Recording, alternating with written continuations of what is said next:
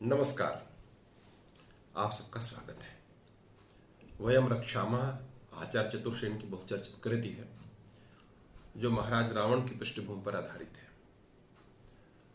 इस पुस्तक की भूमिका, पूर्व कथन, विषय प्रवेश ये सब बता चुके हैं। हम लोग अब आएंगे आगे, मुख्य भाग में आगे बढ़ेंगे। किस तरह से रावण की प्रभुता का विस्तार होता है। और कहते हैं ना, पूत के पांव पालने में दिख जाते हैं। यह लक्षण भी शुरू से दिख रहा था। तो हम लोग आते हैं पहले अध्याय में, जिसका नाम है तिल तंदुल। तिल आप जानते हैं, एक तो तिल अब भोजन वाला होता है, एक पौधा होता है ना तिल का, तिल्ली का, और एक जो है तिल हमारे यहां पर होता है। चलिए, कज्जल कोट के समान गहन श्यामल अनावृत उन्मुक्त यौवन, नीलमणि सी ज्योतिर्मयी बड़ी बड़ी आंखें, तीखे कटाक्षों से भरपूर जिनमें मध्य सिक्त लाल डोरे, मद घूर्णित दृष्टि, कम ग्रीवा पर अधर बिंब से गहरे लाल उत्फुल्ल अधर, उज्ज्वल हीरकावली सी धवल दंत पंक्ति, संपुष्ट प्रतिबिंबित कपोल, प्रलय मेघ सी सघन गहन काली घुंघराली मुक्त कुंतलावली, जिनमें गुंथे ताजे कमल दल शतदल, कंठ में स्वर्ण तार ग्रथित गुंजामाल, अनावृत उन्मुक्त अचल यौवन युगल पर निरंतर आघात करता हुआ अंशु फलक, मांसल भुजाओं में स्वर्ण वलय और क्षीण कट में स्वर्ण मेखला, रक्तांबर मंडित संपुष्ट जघन नितंब, गुल्फ में स्वर्ण पैजनिया, उनके नीचे हेमतार ग्रथित कच्छप चर्म उपानत, आवृत चरण कमल सद्य किशोरी नृत्य कर रही है चतुष्पथ पर।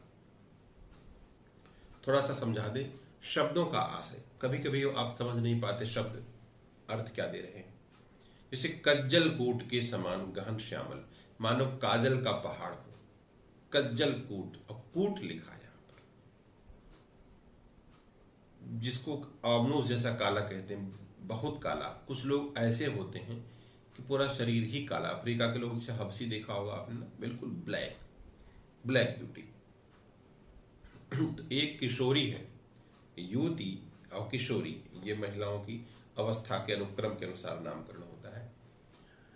अच्छा, सुंदरता में जरूरी नहीं कोई गोरा हो तभी सुंदर हो, गठन से होता है, गढ़न से होता है, चपलता से, चंचलता से, हाव भाव से। तो वह, उसका रंग कैसा है? गहन, घना, श्यामल यानी सांवला। और कैसा सांवला? कज्जल कूट के समान, काजल के पहाड़ जैसा। और अनावृत उन्मुक्त यौवन, ऐसी जवानी, ऐसा यौवन जो उन्मुक्त हो, फ्री हो, मर्यादा की कोई खास बात न हो। अनावृत माने खुला हुआ, जो कपड़े उपड़े कम पहनते हैं, समझ लीजिए। नीलमणि सी ज्योतिर्मयी बड़ी बड़ी आंखें, आंखें जिनमें जो लग रहा है कोई रोशनी दिखाई पड़ती है, तेजोमयी, ज्योतिर्मयी, जिनमें आशा दिखाई पड़ती है। कैसी? नीलमणि सी, नीला मणि, नीली मणि चमकती है। और तीखे कटाक्षों से भरपूर आंखें कैसी हैं? जिनमें तीखे कटाक्ष, कटाक्ष बोलते हैं, लोग कहते हैं आंख मारना, कटाक्ष। और ये मध्य सिक्त लाल डोरे, मध्य माने होता है शराब, मदिरा। जब आंखें मदिरा पी हुई जब होते हैं लोग, तो आंखों में एक अजब खुमारी दिखाई पड़ती है। और लाल डोरा बोलते हैं। डोरा जानते हैं? धागा। आंखें किसी खुली होती है ना, तो उसमें जो रेशे जैसा दिखाई पड़ता है, डोरा। ठीक है। मद घूर्णित दृष्टि, नजर कैसी है? जानो कि मद यानी कि नजर में एक तरह की मस्ती है, एक मद है। ठीक है। ऐसे देखो, कम्ब ग्रीवा, गर्दन, शंख जैसी गर्दन है ना। अधर बिंब से गहरे लाल, बिंब फल एक होता है बिल्कुल रेड, होंठ जैसे, वैसे ही थे। उत्फुल्ल अधर, खुले हुए होंठ, मुस्कुराते हुए। तो ये जो है दांतों की पंक्ति सफेद हीरे जैसी, धवल, सुंदर, स्वच्छ। तो ये उपमाएं हैं, कवित्वमयी वाणी है इनकी। ठीक है। तो ऐसे तमाम शब्द हैं, जैसे इनमें है कुंतलावली, मुक्त कुंतलावली। कुंतल माने होता बाल, बाल खुले रहते हैं, अवली माने पंक्ति, है ना, बाल की लटें या बिखरे हुए बाल। ऐसे देखो, जैसे स्वर्ण तार ग्रथित गुंजा माल। गुंजा एक प्रकार का ना छोटे छोटे फल होते हैं, गोल गोल, बाहर मिलते हैं, पौधे जंगल में मिलते हैं। तो गांव के लोग सीधे साधे होते थे तो वो धागे में गुंजे की माला बना के पहनते थे, गुंजा माल। लेकिन पुराने जमाने में वो एक श्रृंगार का साधन हुआ करता था।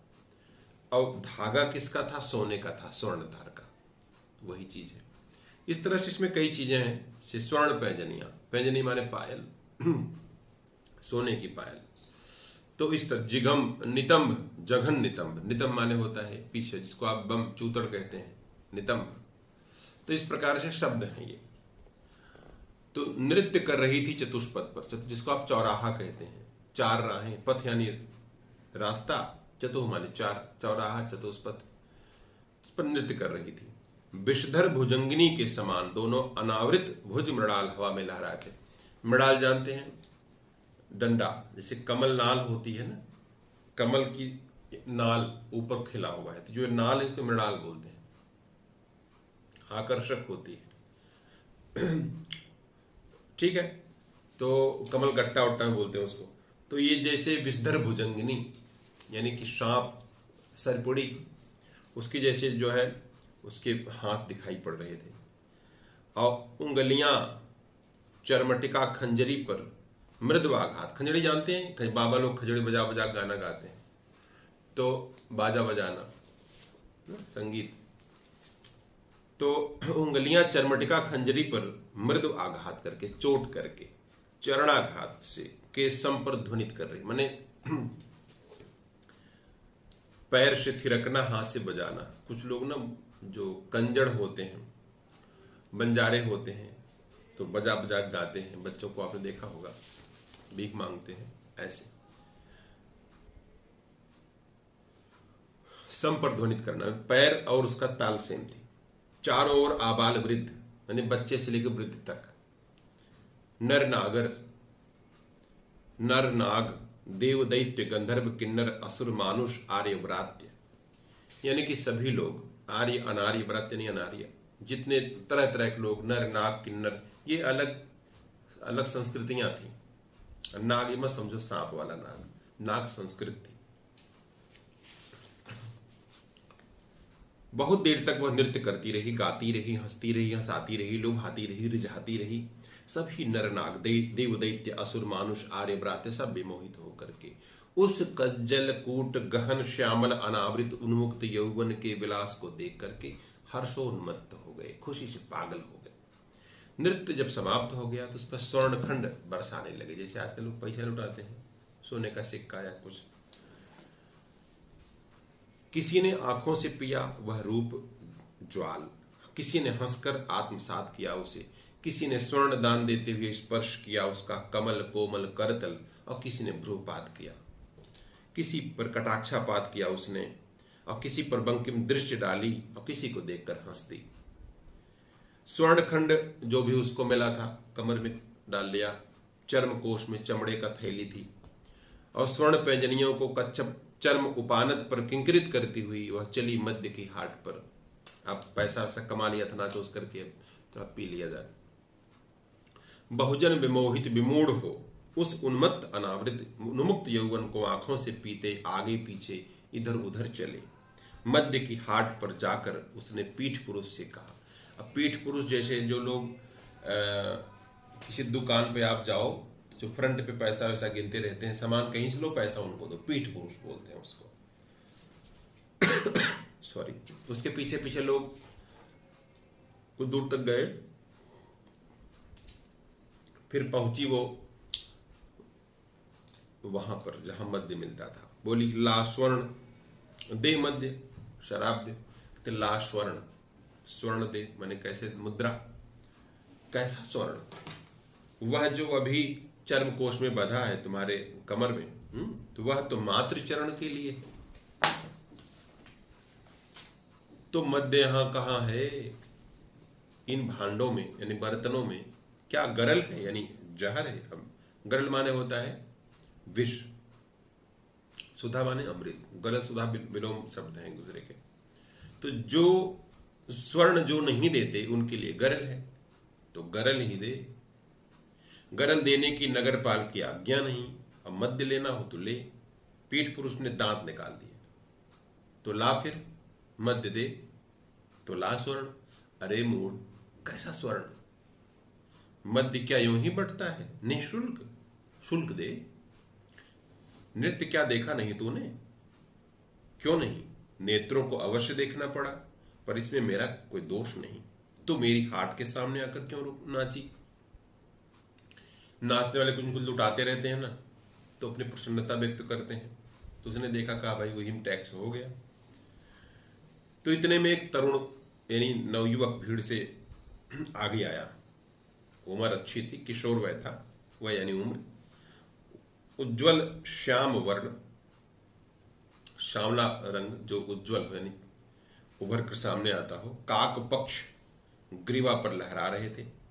कमर में कृष्णाजिन, कंधे पर धनुष तोड़ीर, हाथ में शूल, विशाल वक्ष, बड़ी बड़ी छाती, बड़ी बड़ी आंखें, प्रशस्त ललाट, माथा बिल्कुल क्लियर, भीगती नसें, कुंचित भ्रिकुट, केहर सी कटकेर बने होता शेर जैसी कमर, कठोर पिंडलियां, अभय मुद्रा, बिल्कुल निडर, और सुहासिक्त अभिनंदित मुखश्री, चेहरे पर मुस्कुराहट।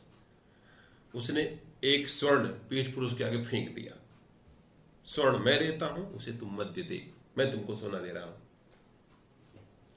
पीठ पुरुष ने हंस कर के स्वर्ण को परखा, मंजूषा यानी पिटारी में अपने रख करके मध्य भांड उठाकर तरुणी को दे दिया। उस युवती को भांड को मुंह में लगाकर तरुणी कटाकट मध्य पीने लगी। आधा भांड पी करके उसने सांस ली, तृप्ति की, जीभ से होठों को चाटा, हंसी, फिर 2 कदम आगे बढ़ी और अपना उन्मुक्त अनावृत यौवन तरुण के वज्र वक्ष से बिल्कुल सटा करके घूर्णित मदरंजित कटाक्ष तरुण पर फेंक करके दोनों भुजाओं में मध्य भांड थाम करके ऊंचा करके उसे तरुण के होठों से लगाकर कहा, अब तू पी। तरुण ने अपनी भुजाओं में तरुणी को समेट लिया। एक ही सांस में वह सारा मध्य पी गया। फिर उसने तरुणी के लाल लाल होठों पर अपने मध्य सिक्त अधर रख कर कहा, अब चल। तरुणी हंस दी। उज्ज्वल हीरकावली के समान उसकी धवल दंत पंक्ति बिजली की तरह हंस उठी, कौंध उठी। उसने मध्य भांड फेंक करके तरुण के कंठ में अपनी भुजवल्लरी डालकर कहा, चल। एक कविता की भाषा है, काव्य में गद्य। भुजवल्लरी, वल्लरी में लता, भुजाओं की लता। दोनों परस्पर आलिंगित होकर एक ओर चल दिए। नर नाग देव दैत्य असुर मानुष आर्यव्रात्य सब नर नागर पीछे रह गए। तो तरुण पूछता है, तेरा गांव कहां है? उस उपत्यका में यानी घाटी में, अर्जना के तट पर, और गोत्र भी वही है।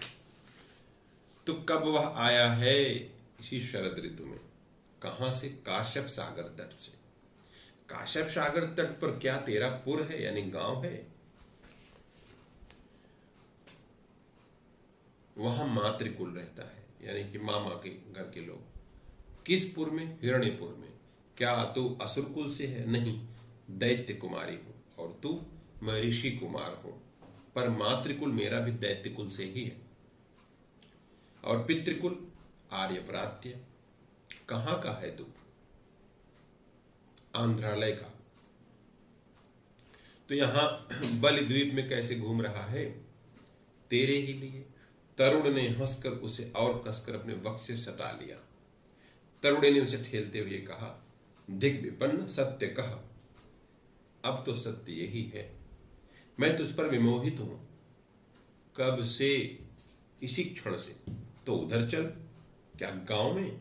नहीं, उपत्यका के उस अंचल में। वहां क्या है? अरे वहां विजन वन है, सघन छाया है, सरोवर है, शत दल खिले हैं उसमें, चक्रवाक चकवा पक्षी और सारस का आखेट है, हिरण भी हैं। आखेट अच्छा होगा, आखेट खाएंगे और रमण करेंगे। चल चल। दोनों उस गहन वन में घुस गए। तो पहला जो अध्याय था यही था, जिसे आपने नाम सुना था तिल तंदु। तू न प्रथम है न अंतिम, दूसरा चैप्टर। अब जो उपत्यका थी घाटी, उसमें वो जो स्थान था, प्रांत था, क्षेत्र, वो विजन था, सघन था, लोग वहां कम थे। निर्मल जल का सरोवर था, यानी तालाब, उसमें शत दल कमल खिले थे, कमल खिले थे। ताल तमाल हिंताल की सघन छाया थी। तमाल माने पान होता है, तरह तरह के वहां मतलब पेड़ थे। तो वहां से छन करके सूर्य किरणें आ रही थी, मानो सोना बिखेर रही हो। मंद पवन चल रहा था और सरोवर में चक्रवाक, सारस, हंस, तरह तरह के पक्षी यानी विहंग थे। जो तरुणी थी एक शालमली वृक्ष के नीचे सूखे पत्तों पर लेट गई। हंसते हुए उसने कहा, अब तू आखेट ला, यानी शिकार। तरुण ने धनुष पर हाथ डाला, गर्दन ऊंची किया, इधर उधर देखा और लंबे लंबे डग भरता वन में घुस गया। एक हिरण और कुछ पक्षी मार करके वापस आया। हिरण को संस्कृत में हरिण कहते हैं। तरुणी ने फुर्ती से अरणी घिसी, सूखे ईंधन में अग्न्याधान किया, आग जलाई। तरुण ने आखेट के मांस खंड खंड कर दिए, मांस भूनकर दोनों ने खाना शुरू कर दिया। तरुणी बहुत भूखी थी, यानी जो लड़की थी, रुच रुच कर मांस खाने लगी। कभी आशा आधा मांस खंड खाकर कुछ तरुण के मुंह में ठूंस देती, तो कभी उसके हाथों से छीनकर स्वयं खा जाती। तो खा पीकर जब तृप्त हो गई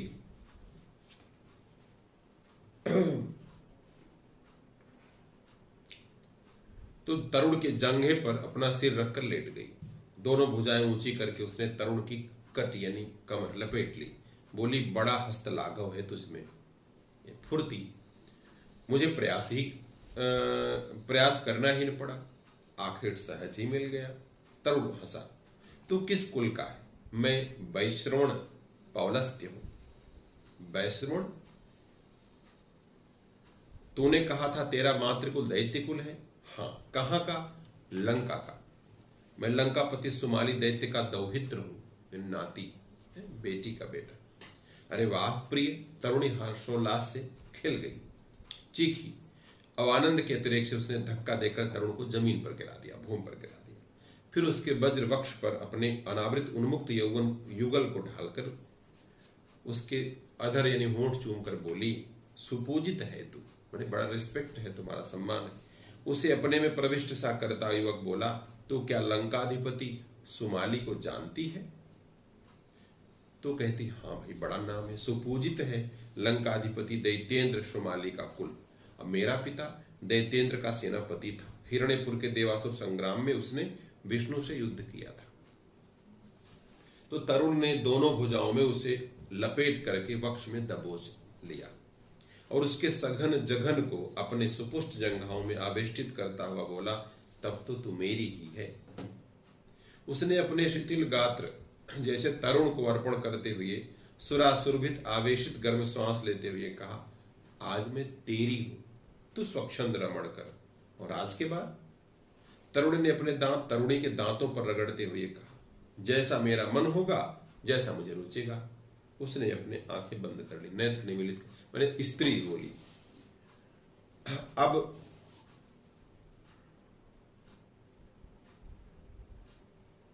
अच्छा, ये तरुण बोला, लेकिन तरुणी को बड़ा बुरा लगा। दोनों इसे प्रसन्न थे एक दूसरे के साथ। तो उसके कान में होंठ लगा के बोली, अब उठ। तरुण ने तरुणी के होठों पर होंठ रखकर बक्ष पर भार डालते हुए होठों में ही कहा, ठहर तनी, अब नहीं, देखता नहीं सूर्य की किरणें तिरछी हो चली। उसने धकेल कर तरुण को अपने से अलग कर दिया, हंसती हुई से खींचकर जल में धंस गई। दोनों निर्वस्त्र होकर उस गहन बन के अगम जल में किरणा करने लगे। नील जल आंदोलित हो उठा। दोनों एक दूसरे के पूरक थे। वह एकांत इस बात का साक्षी था।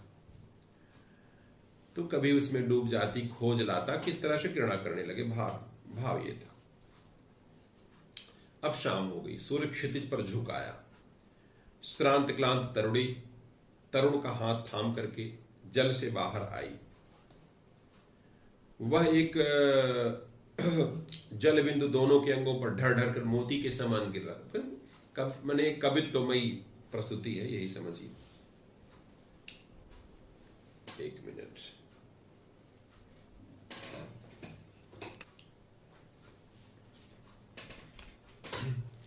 वह एक शिलाखंड पर अलस भाव से लेट गई। उत्तान। अब दोपहर का समय बीत चुका था, शाम का समय, अपराह्न। उसकी पीली धूप उसके संपूर्ण विवस्त्र गात्र पर, निर्वस्त्र शरीर पर फैल गई। वो भी आ गया वहीं पर। उसके शरीर लग रहा था लोहे का शरीर, लौह गात है। उसके बाहुपाश में बहुत से शद्दल कमल पुष्प थे। उसने जो है फूल तोड़ लिया था कमल का, तरुणी पर उसने फैला दिया फूल को। तरुणी ने उसके गात को भरपूर दृष्टि से मानो पी रही थी। देखा, कमनीय है तू, रमण, प्रिय है, प्रीतम है, आ श्रृंगार दे मुझे। कपोलों पर लोध्र रेणु मल दे, कुचों को शैलेय से चित्रित कर, सघन जघन को अरविंद मकरंद से सुरभित कर, और चरण तल को लाक्षा रंजित कर। कुंतल वृत्त में शतदल कमल गूंथ, पिंडलियों में मडाल मसल। आ मेरे निकट आ, परिरंभण दे मुझे, विश्रांत कर ओ प्रिय प्रियतम, यानी मुझे प्रसन्न कर, श्रृंगार कर। तो उसने खूब विधिवत उसका श्रृंगार किया।